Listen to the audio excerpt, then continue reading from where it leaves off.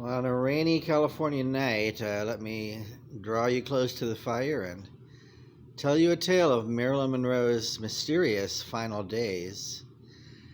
In 1961, uh, she finished a great film called The Misfits.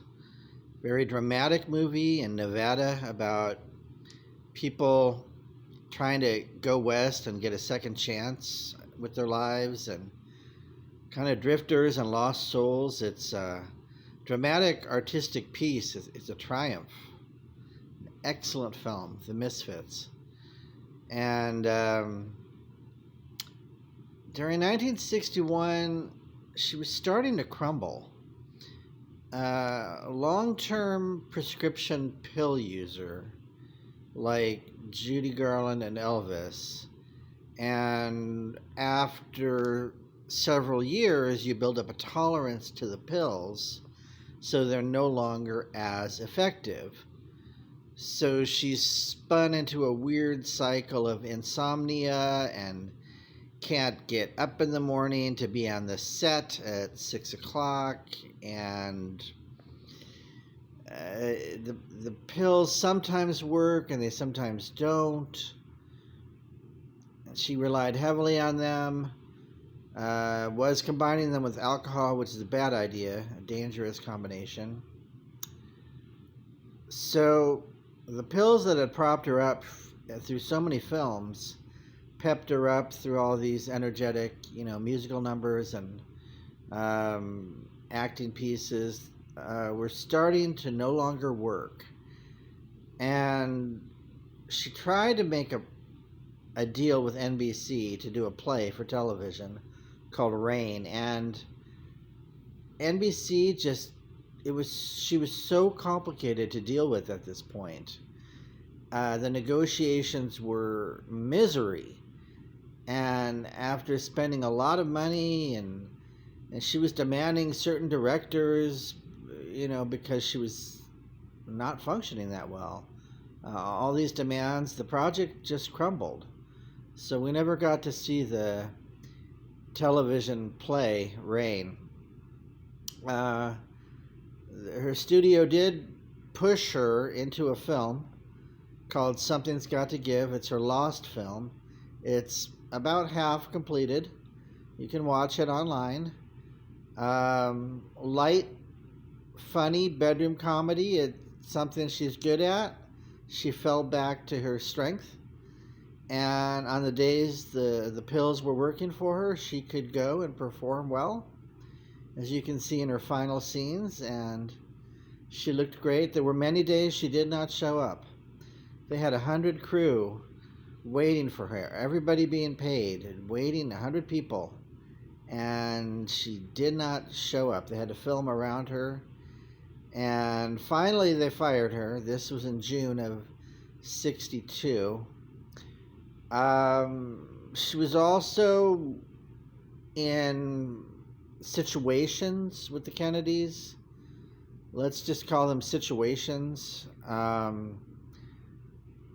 which led to some arguing and fighting. And what I'm leading up to was her death accident, suicide, or murder? And what if I told you I believe it's a combination of all three? It's not, you don't have to choose one. It's all three played a part. So there's a great book I read called Marilyn, Her Final Days by Keith Badman. I highly recommend it. He has her phone records on the last night, and we'll get into that. But anyway, that last summer, she did do a lot of photo sessions. She was doing her own publicity, trying to tell the public her side of the story. The photos they're kind of sad. You can look at her final pictures. There's just a wistful smile there. The joy and the energy of her first films is long gone, but she's kind of just a seasoned Hollywood actress at that point. And by August, she actually renegotiates, and Fox is going to give her $1 million deal to complete the picture and make another one. So I don't go along with the suicide theory at all. She was quite happy in August of 62. But according to the book by Keith Badman, the Kennedys were. Robert Kennedy came to her house that last day. They were fighting. She might have wanted to go public about some things, possibly an affair. She may have felt scorned and hurt by the Kennedys, and they may wanted to have gotten rid of her at that point. There was a fight, and her maid covered this up for a long time, for 20, 25 years. But finally, the BBC grilled her in a documentary, and she revealed Robert Kennedy was fighting with Marilyn on the last day. And they also sped off in a car and were caught by a policeman going like 90 miles an hour, to the airport to get out of town. So the policeman was a witness to Peter Lawford and Robert Kennedy getting out of there. So after they left her home about 6 o'clock p.m., once again, he has the phone records. She was in a hysterical, unhappy state. She turned to her pills, maybe alcohol too. Apparently chloral hydrate, which does not work well with the pills she was taking. And she maybe have been doctor shopping with different doctors giving her different pills, and they were not aware of that. Little trick some people use that are on pills. And she took all these pills and, told the maid, I'm going to my bedroom, closed the door, and made a few phone calls.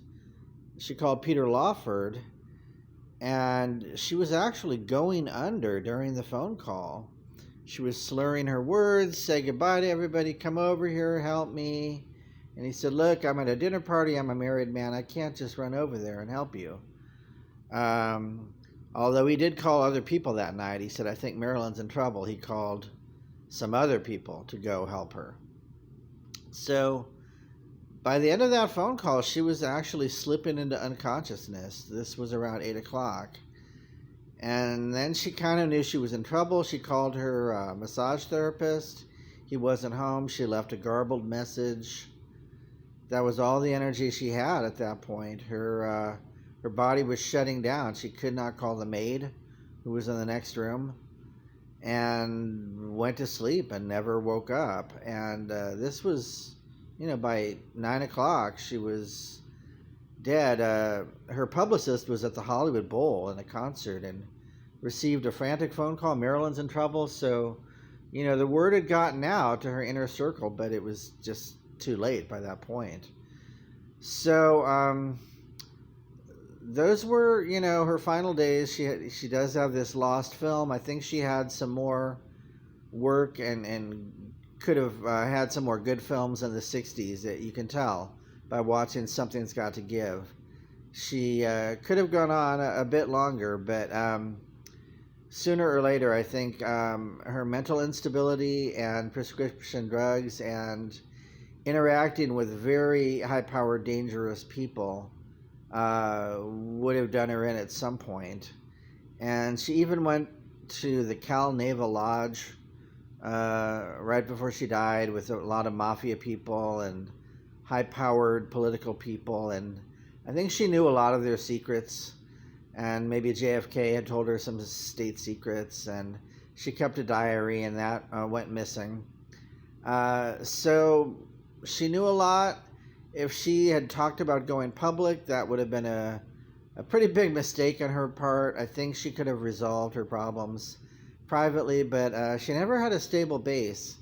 She never really had a father. He deserted her, and her mother had psychiatric issues. So she just didn't have that stable family base of a mother and father who she could go to for support. So it was kind of like a beautiful house built on quicksand.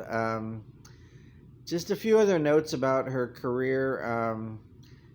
There's a great musical she's in called There's No Business Like Show Business. I think you'll really enjoy that one and seeing her dancing and singing. Bus Stop is a great artistic piece. That's when she went to New York, left Hollywood, tried to make some more artistic films. And Bus Stop is certainly an excellent film. So you can check that one out as well. And I would see The Misfits. You have to be in a kind of a serious mood, kind of thoughtful. And there's definitely some great, powerful action scenes at the end. It was Clark Gable's last movie. He passed away right after Misfits was completed. He had to do some stunt work that was very stressful at the end of that movie. That might have been too much for him. And Montgomery Clift is in the movie, and it was one of his last movies. He is a great artistic actor. Check out his work. And Something's Got to Give, you can find online. Watch half of the movie. All right, I'm Mike D. Check out my work, my store, everything, my Patreon. It's all on downpeppertreelane.com. Downpeppertreelane.com. Have a good night. Take care.